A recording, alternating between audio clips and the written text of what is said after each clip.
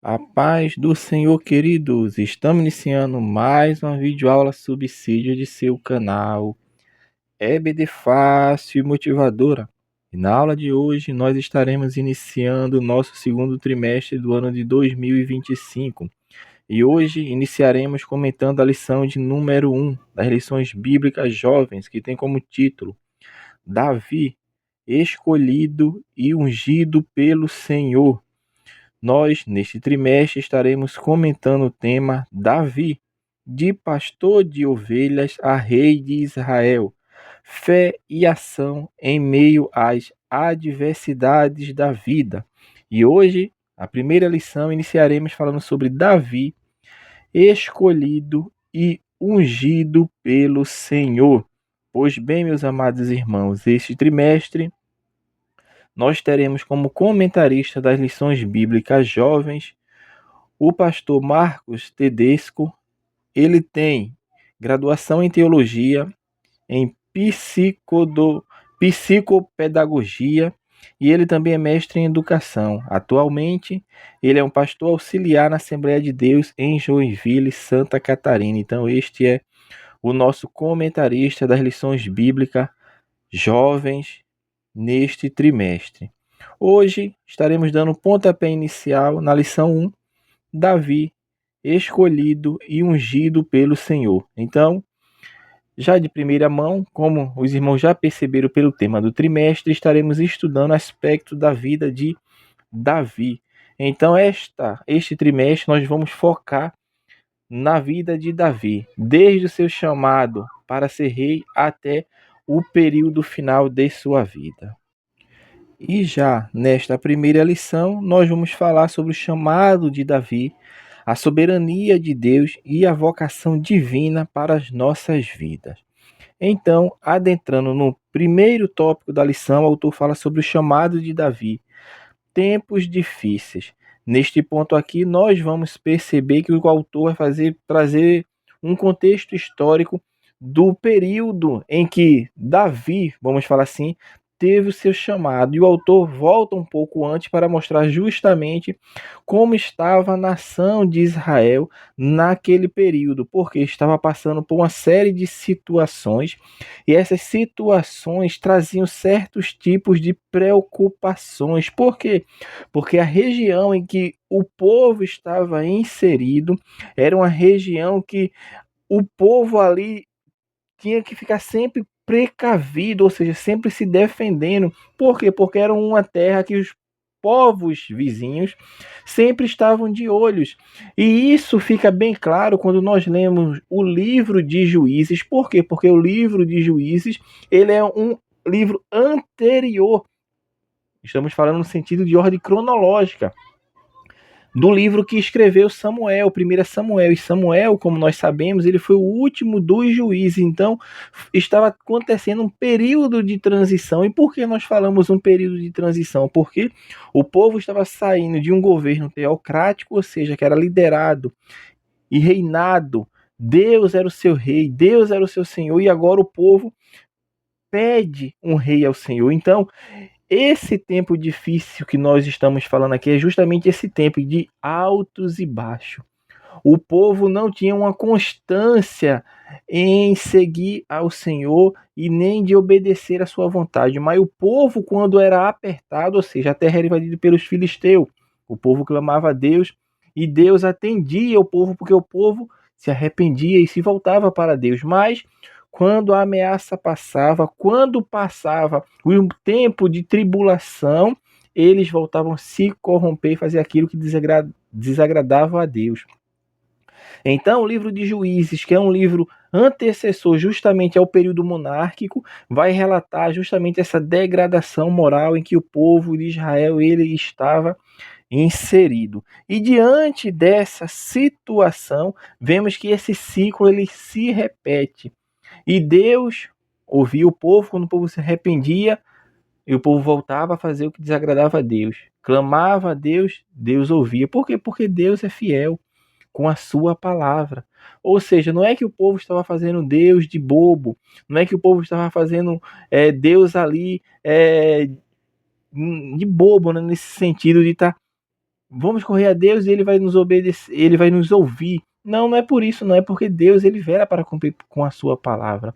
Porque ele fala, se seguir os seus mandamentos, ele ouvirá. Então Deus ele é fiel para cumprir com a sua palavra. Ele é fiel à sua palavra, aquilo que ele fala, ele cumpre. Então esse é o tempo que o povo estava inserido. O segundo subtópico, o autor vai falar justamente também sobre Samuel, que foi um profeta em Israel. Samuel ele exerceu a função tanto de profeta como de sacerdote, como de juiz, porque Samuel, como falamos anteriormente, ele foi o último juiz de Israel. Então Samuel, ele é fruto de uma promessa, vamos falar assim, de uma mãe que clama ao Senhor e ela faz uma promessa, vamos falar assim, faz um voto ao Senhor de que se o Senhor concedesse um filho a ela, aquele filho seria dedicado ao Senhor. E Samuel nasceu e Ana, sua mãe, cumpre justamente aquilo que ela havia prometido ao Senhor. E Samuel é justamente esse ponto de intersecção daquela sociedade que estava mergulhada numa degradação espiritual, inclusive no sentido religioso, porque Samuel foi criado na casa de Eli, e nós conhecemos bem que os filhos de Eli eram desobedientes, eram pessoas que não seguiam os preceitos divinos, e temos a imagem também de um pai que, embora não concordasse com as práticas errôneas que seus filhos cometiam exercendo sacerdócio em Israel, não tomou a atitude de corrigir. Então Samuel é justamente esse profeta que vai fazer justamente este elo de uma nação degenerada agora para uma nação que vai ouvir a palavra do Senhor, que agora vai ter uma pessoa que seja referência, ou seja, Samuel era um profeta que era referência, e nós vemos isso no nosso texto bíblico, que quando Samuel chegava, o povo ficava preocupado e perguntava se aquela visita de Samuel era visita de paz. Era visita de paz. Por quê? Porque a Bíblia fala de que tudo aquilo que Samuel falou, nenhuma palavra foi deixada caída, nenhuma palavra caiu por terra. Tudo se cumpriu. Então era um homem que foi chamado por Deus para exercer a sua função como sacerdote, último juiz e profeta de Deus. O terceiro subtópico vai falar sobre Deus chama Davi. Neste ponto aqui, nós vamos ver que é como está no texto bíblico. Davi, ele é chamado por Deus, mas chamado para assumir o lugar de Saul. Saul foi escolhido por Deus. Muitas pessoas falam que Saul foi a escolha dos homens, mas na verdade não foi. Saul, ele foi escolhido por Deus. E dentro dessa escolha por Deus, porque Deus escolhe, meu irmão, escolhe, mas muitas vezes as pessoas desprezam o chamado de Deus.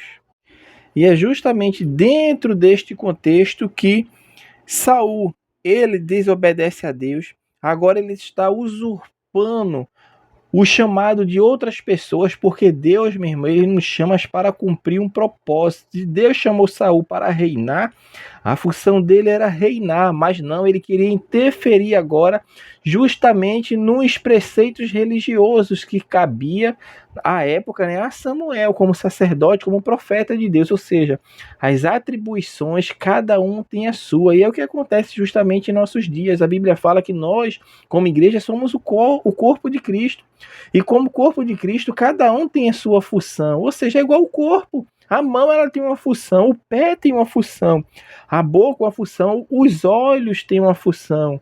Então as funções são diferentes, mas a importância ela é igual. Então o que Saul estava fazendo era justamente querer exercer uma função que não lhe cabia. E Deus prepara outro. E é justamente esse outro que nós vamos falar ao longo deste trimestre, que é o jovem aqui à época, né, quando recebeu esse chamado, o jovem Davi, que foi chamado por Deus, e Samuel recebe aquela incumbência de ir justamente à casa de Jessé para ungir o novo rei. E Samuel fica receoso porque ele sabia da fama de Saul e da sua malignidade, porque ninguém tem receio de uma pessoa, meu irmão, que é boa, de uma pessoa que cumpre os mandamentos de Deus. As pessoas não têm receio, mas têm receio daquelas que agem com injustiça, daquelas que agem de traição. E Saul certamente já estava trilhando esse caminho, porque Samuel tem medo, receio de justamente ungir o novo rei, porque certamente iriam perguntar e Saul iria ficar sabendo, como está nas Sagradas Escrituras. Mas o Senhor, ele é soberano e dá estratégias para Samuel ir até lá. Diz: Samuel, pega um animal e leva lá e diz que tu vai sacrificar o Senhor. E assim Samuel fez e foi até a casa do jovem Davi, ou seja, na casa do Jessé. O segundo ponto da lição é falar sobre a soberania de Deus e a vocação divina. Neste ponto vai mostrar que Deus, ele é soberano. E esse é justamente um dos principais, né, assim, atributos de Deus, porque a soberania é um atributo de Deus, assim como amor, fidelidade, benignidade, isso tudo que nós estamos falando são atributos divinos. E Deus, de forma absoluta, ele é soberano sobre todas as coisas. E quando nós falamos que Deus, ele é soberano, é porque ele tem, meu irmão, o controle de todas as coisas em suas mãos. E Deus, ele sabe de todas as coisas, da mais simples às mais complexas, as mais complexas. Por quê? Porque ele é soberano. Então, esta condição que Deus tem na sua essência de ser soberano, ele conhece todas as coisas antes mesmo que elas venham a acontecer. Então, dentro deste contexto, dessa perspectiva, o Senhor, ele nos chama justamente para confiarmos nele. O Senhor, ele nos chama justamente para depositarmos a nossa dependência nele, porque nós dependemos única e exclusivamente do Senhor. E isso, meu irmão, é justamente entendermos que Deus, ele é soberano. Então este ponto aqui é mais justamente para compreendermos que Deus, ele tem o poder todo em suas mãos. Todas as coisas estão patentes na mão de Deus. Tudo, exclusivamente tudo, acontece pela permissão de Deus. E isso é uma máxima que nós temos que ter em mente, que Deus, ele é soberano para fazer muito mais do que imaginamos. O segundo subponto vai falar sobre o que é vocação divina. Neste ponto aqui, nós vamos ver que a vocação divina, ela faz parte das nossas vidas. Aqui nós estamos falando de vocação divina, não da vocação natural, porque tem pessoas que certamente, isso é uma realidade, nascem com certas inclinações para algumas coisas na sua vida secular, vamos falar aqui. Mas neste ponto, exclusivamente, o autor vai trazer justamente vocação, mas ele não traz vocação, ele vai vocação divina. Então, dentro dessa perspectiva de vocação divina, é justamente Deus quem nos escolhe, é justamente Deus que nos chama e nos direciona para que nós possamos viver os seus propósitos no mundo que foi criado justamente por Ele. Então a nossa vocação, meu irmão, pode não ser nos moldes de alguns personagens bíblicos, como Davi que nós estamos falando, Moisés, Sansão, Abraão, José. Muitas vezes não pode ser como aconteceu nos moldes desses grandes personagens. E talvez, né, nós não venhamos a ser ungidos como muitos personagens bíblicos. Talvez nós não venhamos a ser surpreendidos como Moisés foi ao deparar-se com uma sarça ardente em fogo. Então, o que nós temos que perceber neste ponto é justamente da vocação divina. Porque uma coisa que nós temos que ter a plena convicção: Deus, ele tem uma vocação para cada um de nós. E esse chamado, ele pode acontecer em nossos corações, de forma discreta, pode. Mas também ele pode acontecer através de uma pessoa que seja enviada por Deus para nos falar algo, pode. Deus, meu irmão, tem a sua multiforma de trabalhar, de falar e de dar a certeza do chamado, da vocação de cada um. Porque Deus, ele não é Deus de confusão. Então, quando nós analisamos justamente a história de Davi, nós estamos aprendendo que nem sempre Deus ele vai nos dar informação completas acerca de uma vocação a ser desenvolvida, porque foi isso que aconteceu com Davi. Davi é ungido rei, mas Deus não deu as diretrizes. Deus não colocou Davi, vamos falar assim, diretamente para sentar no trono, num palácio. As informações completas não foram dadas, mas Deus conhecia, porque ele é soberano, ele conhece o coração, conhecia o coração de Davi e sabia, tinha plena certeza, porque ele é Deus, de que Davi exerceria a sua função como rei de Israel bem, exerceria de forma excelente. Por quê? Porque Deus conhece o coração. Então, a vocação, ela vem de Deus. E muitas vezes as pessoas poderiam até olhar e falar: como pode aquela pessoa, Davi, novo desse jeito, talvez seus irmãos falassem, seus pais, vai ser rei de Israel, só vive no meio do mato, cuidando das ovelhas.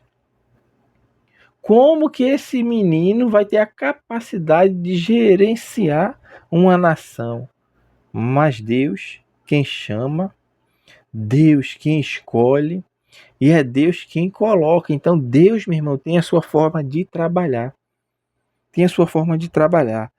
Terceiro subponto deste tópico vai falar sobre buscando a nossa vocação. Neste ponto aqui que o autor vem falar, nós vamos perceber que nós, quando nós atendemos, né, o chamado de Deus e aceitamos a vocação divina, nós experimentamos justamente alegria, experimentamos satisfação. Por quê? Porque nós temos a plena convicção do chamado de Deus na nossa vida. E neste ponto é válido, né, importante frisar que a nossa vocação divina, ela não pode muitas vezes ser como de pregadores que têm nome, renome, cantor, cantora que tem sucesso, que faz sucesso, que é ouvido nos quatro cantos do Brasil e talvez até do mundo. Muitas vezes a vocação, meu irmão, ela acontece para um trabalho simples. Muitas vezes a vocação de Deus para a nossa vida é ministrarmos aula numa escola bíblica dominical. E o que nós devemos entender e fazer? Que a nossa vocação seja exercida com excelência. Se Deus me chamou para dar aula, que eu dê aula com excelência. Se Deus me chamou para pregar de forma individualizada, ou seja, para o evangelismo pessoal, eu devo fazer isso com excelência. E na Bíblia Sagrada nós temos algum exemplo, o autor até cita na lição, que é o exemplo de Dorcas. E quem era Dorcas? Que também era chamada de Tabita. Era justamente uma mulher que fazia túnicas na sua cidade. Fazia túnicas e vestidos e dava às viúvas necessitadas. Então, o chamado que ela tinha para a obra era justamente prestar auxílio na forma de túnicas e vestidos para os pobres, necessitadas, mulheres viúvas. E ela veio a falecer, mas ela tinha um testemunho diante daquelas pessoas porque ela fazia com excelência o trabalho dela. E aquilo foi levado a Pedro, né? Porque aqui a gente tem que falar o final da história, né? Para não ficar pela metade. E ela falece, a situação é levada a Pedro, que está em outra cidade.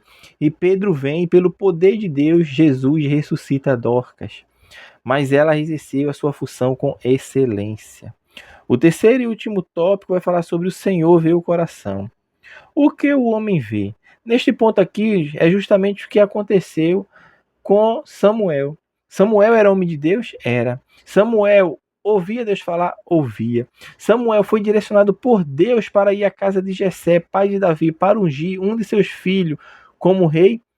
Foi. Foi Samuel que foi chamado, foi Samuel que ouvia Deus.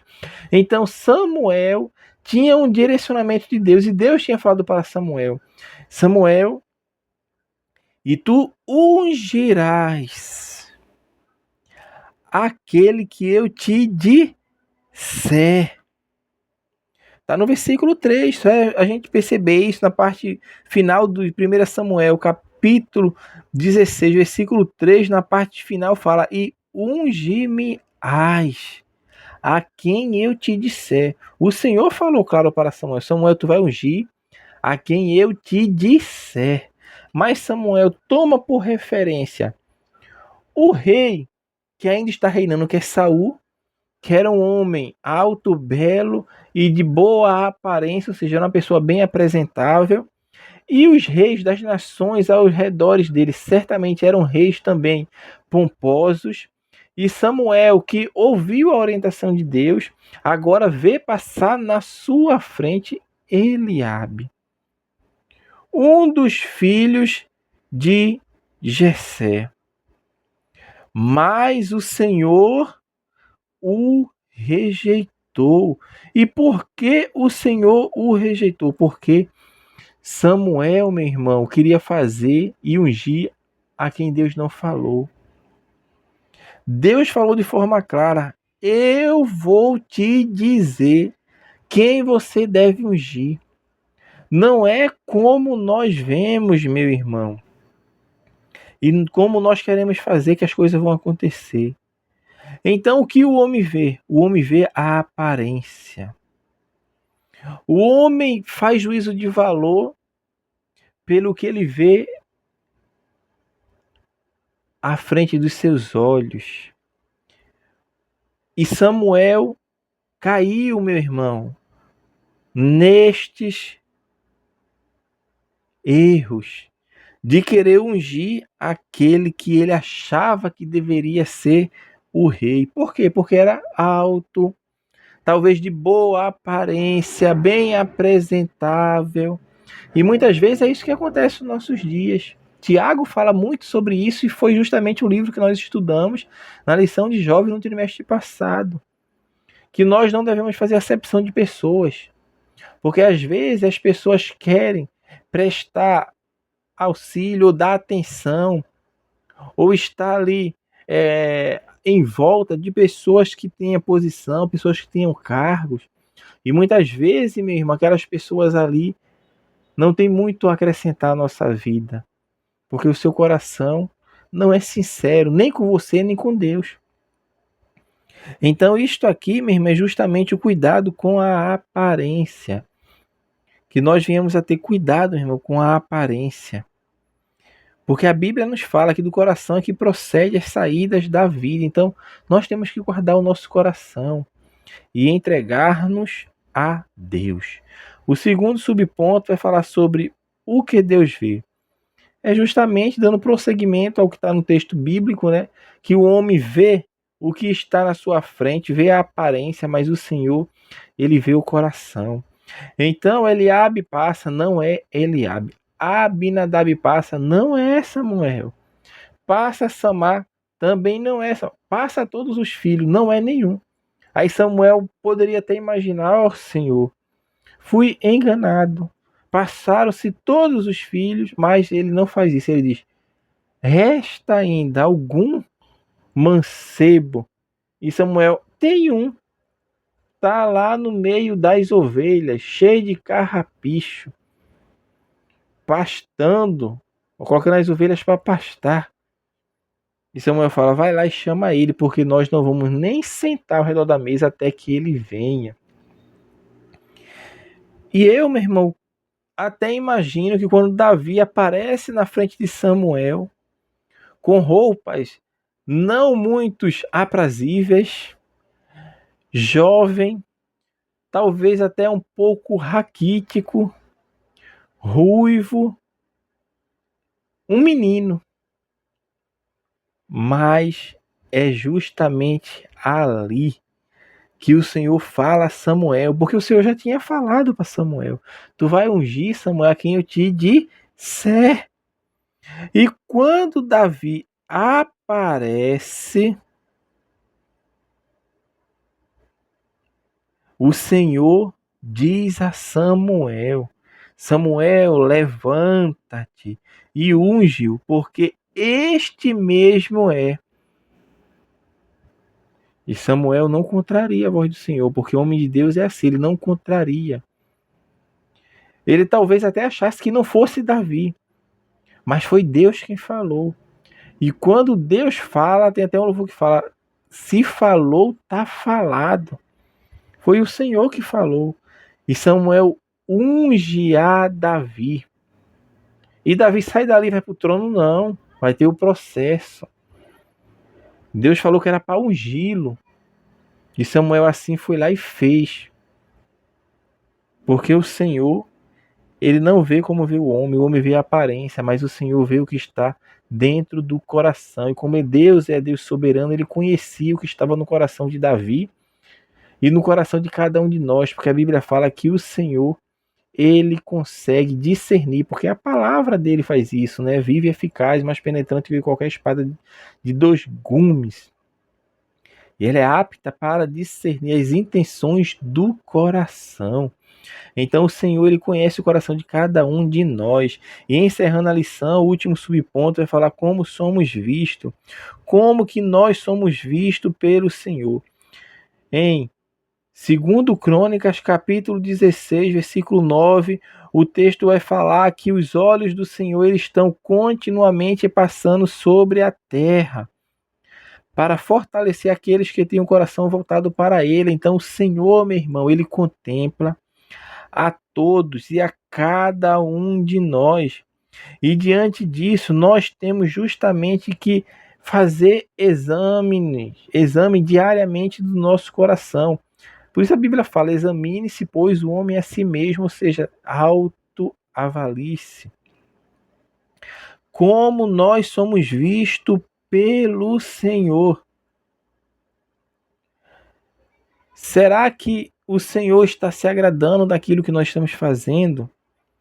Será que o Senhor, meu irmão, ele pode contar com cada um de nós para a obra que ele tem designado aqui na terra? Então, isso que nós temos que ter em mente. Como está nosso testemunho diante das pessoas ao nosso redor?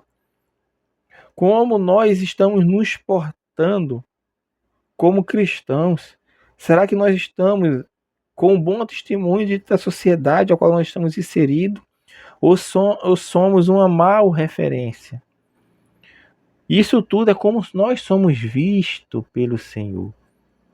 Isso reflete a nossa prática cristã. Porque a prática cristã, ela não se restringe unicamente a ficar ouvindo e entender e compreender e não praticar, não. As lições bíblicas, por isso eu falo, ela tem que ser, e ela é, na verdade, ela é teológica, bíblica e prática. Se eu aprender e não colocar em prática, meu irmão, eu não estou fazendo nada. Então que venhamos a colocar em prática aquilo que o Senhor tem designado para cada um de nós, que é justamente como nós somos vistos pelo Senhor. Então, assim, meus amados irmãos, nós estamos encerrando a nossa primeira lição deste trimestre, né? Que vamos estudar um pouco sobre Davi. E hoje comentamos sobre Davi, escolhido e ungido pelo Senhor. Que Deus abençoe os irmãos e até a nossa próxima aula, se assim o Senhor permitir.